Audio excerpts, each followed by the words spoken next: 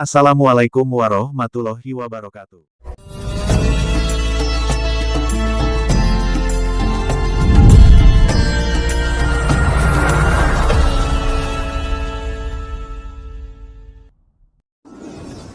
Bisakah bertemu dengan hewan kesayangan di surga?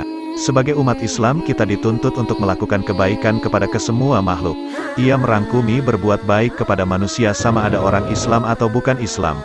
Demikian juga kita dituntut untuk berbuat baik kepada hewan. Ini seperti yang diriwayatkan oleh Syaddad bin Aus R.A. bahwa Rasulullah bersabda, "Sesungguhnya Allah telah mewajibkan melakukan ihsan kepada setiap sesuatu." Riwayat Muslim, 1955. Hadis ini jelas dalam menyatakan kewajiban berlaku ihsan kepada setiap makhluk.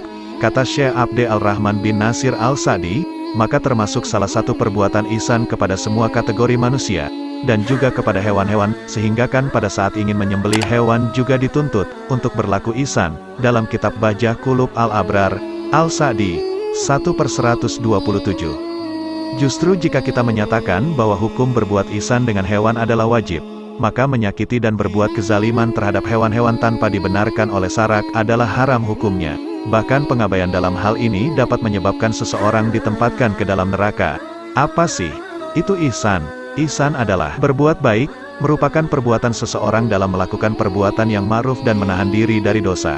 Termasuk juga mendermakan kebaikan kepada hamba Allah yang lainnya baik melalui hartanya, kehormatannya, ilmunya, maupun raganya. Sedangkan ihsan yang dinisbatkan kepada peribadatan kepada Allah adalah sebagaimana yang disabdakan oleh Rasulullah Shallallahu Alaihi Wasallam dalam hadis Jibril. "Wahai Rasulullah, apakah ihsan itu?" Beliau menjawab, "Kamu menyembah Allah seakan-akan kamu melihatnya, maka jika kamu tidak melihatnya maka sesungguhnya dia melihatmu." Hadis, riwayat Muslim 102-3. Nabi Shallallahu Alaihi Wasallam menjelaskan mengenai ihsan yaitu, engkau beribadah kepada Allah seakan-akan engkau melihatnya, dan jika engkau tidak mampu melihatnya, Allah akan melihatmu. Dalam hadits Jibril, tingkatan Islam yang ketiga ini memiliki satu rukun. Demikianlah pengertian ihsan dan rukunnya. Sekarang kembali kepada persoalan ini berdasarkan sebuah riwayat daripada Abdullah bin Umar radhiyallahu anhu, bahwa Rasulullah Shallallahu Alaihi Wasallam bersabda, "Seorang perempuan diazab disebabkan seekor kucing yang dia kurung sehingga ia mati kelaparan. Maka wanita tersebut masuk ke dalam neraka disebabkannya. Beberapa perbuatan zalim yang dilakukan oleh perempuan ini kepada kucing tersebut disebutkan di dalam sambungan hadis di atas, yakni dikatakan kepadanya, berkenaan bisakah seseorang bertemu dengan hewan kesayangan atau peliharaan yang disayanginya di surga kelak?" Berikut sebuah riwayat daripada Abu Hurairah radhiyallahu anhu bahwa beliau berkata, "Sesungguhnya Allah akan menghimpunkan makhluk kesemuanya pada hari akhirat kelak, yaitu setiap hewan, burung-burung, dan juga manusia.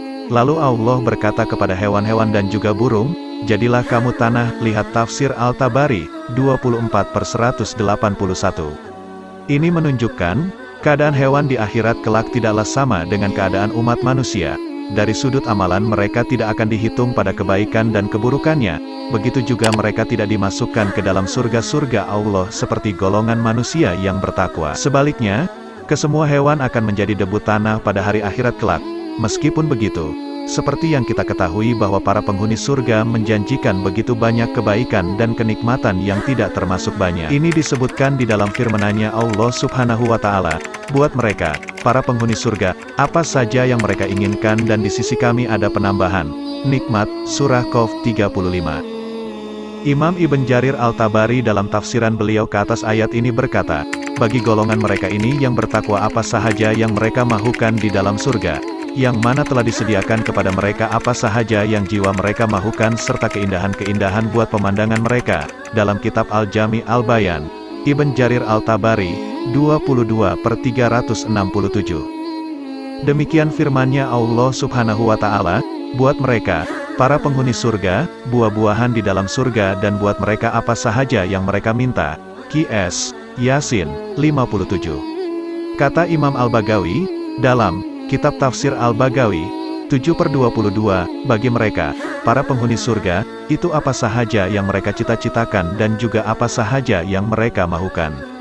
Penutup, Setiap manusia itu lebih utama untuk berusaha dalam memastikan dirinya ditempatkan oleh Allah Subhanahu wa Ta'ala ke dalam surga melalui amalan soleh di dunia. Seperti yang diketahui, menjaga kebajikan hewan kesayangan dan peliharaan adalah termasuk dalam amalan soleh yang boleh membawa seseorang menuju ke surga.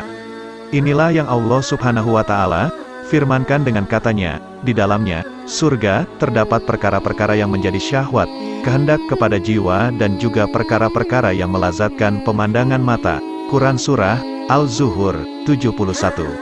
Al-Tabari apabila mensyarahkan ayat ini meletakkan sebuah riwayat bahwa seorang Arab Badui bertanya kepada Rasulullah Shallallahu Alaihi Wasallam, "Wahai Rasulullah, sesungguhnya aku mencintai unta. Adakah di surga nanti ada unta?" Lalu baginda berkata, "Wahai Arab Badui, sekiranya Allah memasukkan kamu ke dalam surga insya Allah, maka di dalamnya terdapat apa sahaja yang kamu kehendaki dan melazatkan pemandangan matamu."